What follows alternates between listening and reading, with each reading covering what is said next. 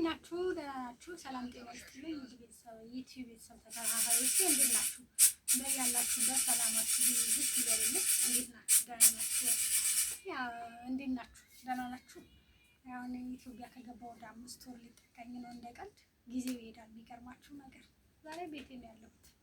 ምን እያረግሽ ነው ካላችሁ ደግሞ በውስጥ በኩል ከባለፈው የቀረኝ አጥና ሳጥር ነበር። በአጋጣሚ ደግሞ ይኸውላችሁ ደንቦች መጥተው አታጥም ብለው ከለከሉ እና እንዴት ናችሁ? ደህና ናችሁ? ከዚህ በመቀጠል ያው ሁሌም ስለምታግዙኝ ስለምታበረታቱኝ ሰብስክራይብ ስለምታረጉኝ እጅግ በጣም አመሰግናለሁ። ያው ምን እየሰራሁ ከሆነ እዚህ ጋር ምሳ እየሰራሁኝ ነው።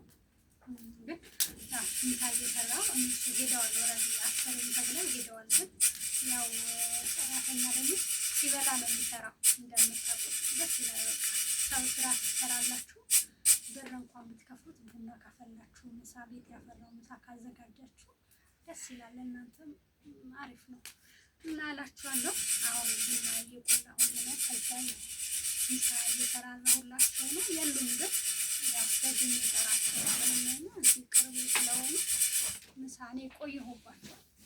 ትንሽ ማስተካከለው ነገር ርቀትን መንገድ ዝግ ነው። በዛ ላይ በቃ ዝናብም ክረምትም ስለሆነ ትራንስፖርት እንደፈለጋችሁ አታገኙ። ከዛ አንፃር እኔ ቆየሁባቸው በጣም እና ሄዱ።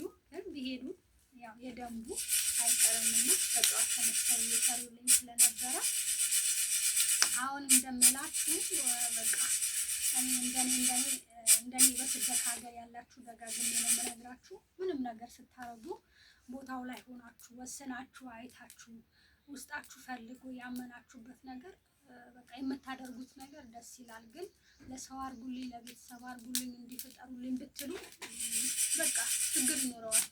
ኔራዲ እስካሁን ስራ የምጀምርበት ጊዜ ነበር። እስካሁን ስራ አልጀመርኩም። ያው በቃ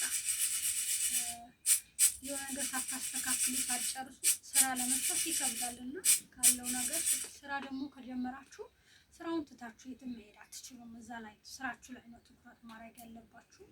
በተረፈ ግን በቃ እንደኔ ዋጋ እንዳትከፍሉ፣ እንደኔ እንዳትቸገሩ። ምንም ለማድረግ አሁን ከባድ ነው። በቃ ኢትዮጵያ ውስጥ አብሶ ይሄ ስራ ጉዳይ የቤት ጉዳይ ለማሰራት አትችሉም።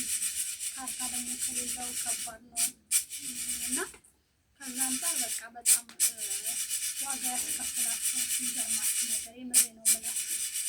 ግን በቃ ይሁን ተመስገን። አንዳንዴ መኝታ ላይ ሆነን የምናሳልፈው ነገር አለ።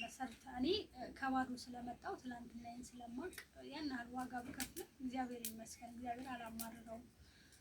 የሆነ ነገር እንዲኖረኝ ነበር ይህ ሁሉ ችግር ውስጥ የገባሁኝና የሆነ ግን ተመስገን። በቃ በሆነ ነገር ምንም ማድረግ አንችልም። በተረፈ በቃ ቤተሰቦች ራሳችሁ ጠብቁ። እውነት መጀመሪያ ለራሳችሁ ብትችሉ ዋጋ ስጡ ለራሳችሁ። እዚህ ስትመጡ ከእናንተ ውጭ ማንም የላችሁም እና ብትችሉ የራሳችሁ ቅድሚያ ለራስ ከምንም በላይ ቤትም ይቅር ምንም ይቅርና ቅድሚያ ጤናችሁ ጠብቁ። በሰዓታችሁ ብሉ፣ በጊዜ እንቅልፋችሁ ተኙ። ሌላው እግዚአብሔር ሲፈቅድ ሁሉ ይስተካከላል በጊዜው እና አትቸኩሉ። ለውሳኔ እንደኔ አትቸኩሉ። እኔ አሁን መጥቼ የሚገርማችሁ ነገር ቤቱ ከ1 ሚሊዮን ብር በላይ ጨርሷል ቦታው። እንደገና አሁን ለአጥር ለተለያየ ለልማት ለምን በቃ እያሉ እስቲ የምሰራበት ብር በቃ ለስራ እንኳን ያ3 ሳንቲም እየጨረስኩኝ ነው ያለሁት። እቃ ውድ ነው አሁን ላይ። አንድ እንጨት 150 ብር ገብቷል። አንድ ቋሚ እንጨት ለመግዛት 150 ብር ነው። አጠና ከ80 ብር ደርሷል።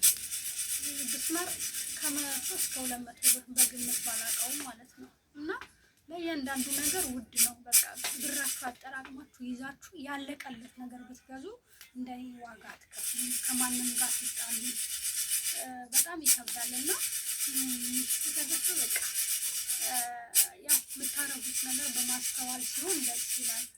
ያለቀለት ነገር መጣችሁ ትገዛላችሁ። ብሩ ጨምራችሁ እንኳን የሚወደድባችሁ ወጣ ብላችሁ ያለቀለት ካርታ ያለው ቢያንስ በቃ እኔ አሁን ውሃ ልክ የለውም። ውስጡ ራሱ የዝም ብሎ ነው አለ አይደለም። በቃ ዝም ብሎ እንደ ኩሽና ነው ቤት የተሰራው። ግን በቃ ይሁን ምንም ማለት ሳይችል በረንዳም ኑሮ ካሉት መቃብርም ስለሚሞቅ በሚለው እንጽናናለን። በተረፈ በቃ እግዚአብሔር ይመስገን ስለሁሉ ነገር። ዋናው እኛ እንበልጣለን። ብዙዎቹ ደግሞ እንደኛ ስደት ወጥተው በስደት ሳይመለሱ ቀርተዋልና ታውቃላችሁ፣ ያም ትልቅ ነገር ነው። በሰላምም ሰርቶ ወደ ሀገር በጤና መመለስ ራስን ይዞ ቀላል ነገር አይደለም። እግዚአብሔር ይመስገን፣ በዛ ነው እግዚአብሔር ማመሰግነው። ለሌላ ሳይሆን በቃ እግዚአብሔር ጤና ሰጥቶኝ ከስደት ሀገር በሰላም ከቤተሰቦቼ ጋር አንድ ስላደረገኝ አመሰግነዋለሁ። ያንን ደግሞ በቃ ከሁሉም ምንም ብታጡ ራሳችሁ አትጡ፣ ለራሳችሁ ሁኑ።